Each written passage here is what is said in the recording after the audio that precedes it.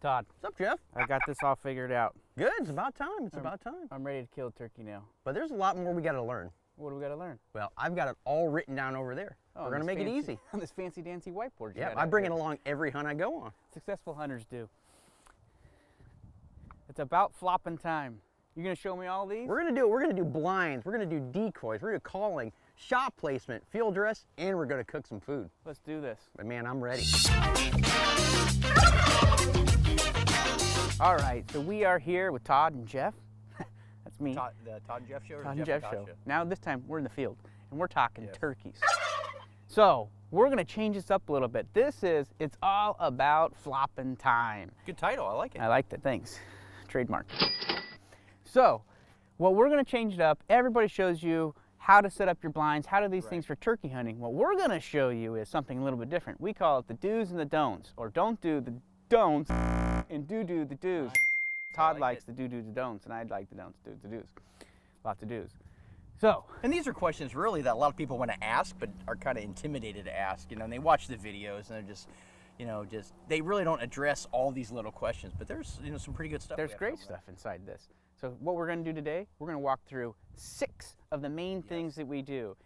Here's what's going to be unique about this. We're not only going to show you from our perspective of what it is, we're going to show you from the turkey's perspective of why we do or why we don't do certain things in each one of these conditions. So first thing we're going to start out with is We're going to do blind placement and really locating the birds, getting some scouting done, and know right where to get that blind set for when the turkeys go through that passage corridor where they're traveling.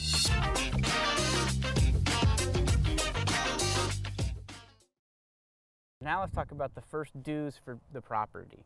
So I know this property well enough. I've hunted it a few times, but someone like Todd's going to come in and look at this and go, all right, I've got to do the first thing is locate those birds, which we did. Now we've also understood where they're roosting.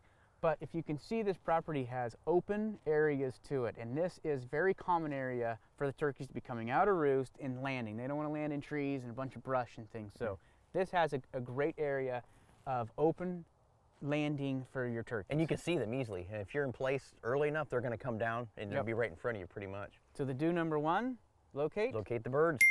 Do number 2, find where they roost. All right, the big thing we need to remember is turkeys have better eyesight than you and I.